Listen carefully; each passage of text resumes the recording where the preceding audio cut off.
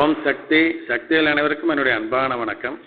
சக்திகளே, மருதுபாண்டியனுடைய மாமன் மனைவி, இவங்க அத்தை ஆகுதுங்க.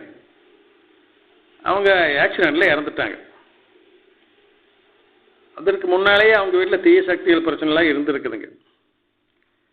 அந்த அத்தை இறந்த வீட்டில் மருதுபனுடைய சம்சாரம் சில நாட்கள் தங்கி இருந்திருக்கிறாங்க. எனவே மனைவியை பார்ப்பதற்காக இவர் அந்த வீட்டுக்கு போயிருக்கார். இவர் போகும்பொழுது இரவு மணி 1:30 இந்த நடுநிசையில் போயிருக்காரு.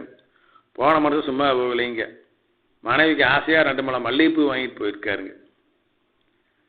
நல்ல வேலை, இவர் மல்லிகைப்பூ கொண்டு போனவர் அவர் கொண்டு போய் சம்சாரத்துக்கிட்ட கொடுக்கல, சம்சார தலையில் வச்சுக்க சொல்லவும் இல்லை. பையிலே இருக்குது, இவர் மறந்துட்டு சாப்பிட்டு படுத்து தூங்கிட்டார்.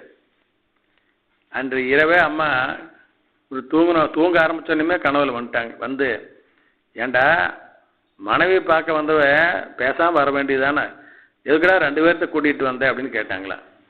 நானெங்கம்மா 2 பேர்த்த கூப்பிட்டு வந்தேன் அப்படின்னு இவர் கேட்டிருக்காரு. நீ 2 முழம் மல்லிகைப்பூ வாங்கிட்டு வந்தே இல்லை, அதில் 2 பேர் அம்மா கேவலமான வார்த்தையாட சொல்லி அந்த 2 பேர் கூடவே வந்திருக்காளுங்க. முதல்ல அவளை வெளியே முறுக்கி விட்றான், அந்த பூவை எடுத்து வெளியேறின்னு அம்மா சொன்னாங்களா.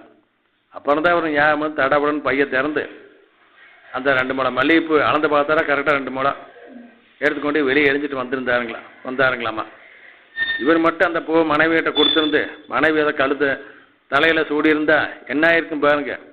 அந்த 2 பேய்களுமே சம்சாரத்தை பிடிச்சி பாடுபடுத்தியிருப்பாங்க. இப்படிப்பட்ட விஷயங்களாக நடக்குது பாருங்க. சக்தியில் நம்ம எதுல எச்சரிக்கையாக இருக்கோன்னு பாருங்க. மேலும் அம்மா சொல்கிறாங்க, அப்படித்தான் நீ தவிர்க்க முடியாமல் அந்த மாதிரி அகால நேரத்தில் அந்த மாதிரி பூ வாங்கிட்டு வரணும் அப்படின்னா கூட வேப்பலையும் ஒரு கொத்து எடுத்து போட்டு வந்திருக்கோன்னு. அப்படி வந்திருந்தா அந்த தீய சக்தியிலும் உன்னுடன் வந்திருக்காது அப்படின்னு அம்மா விளக்கம் சொல்லி கொடுத்தாங்களா. சக்திகளே, ஓம் சக்தி.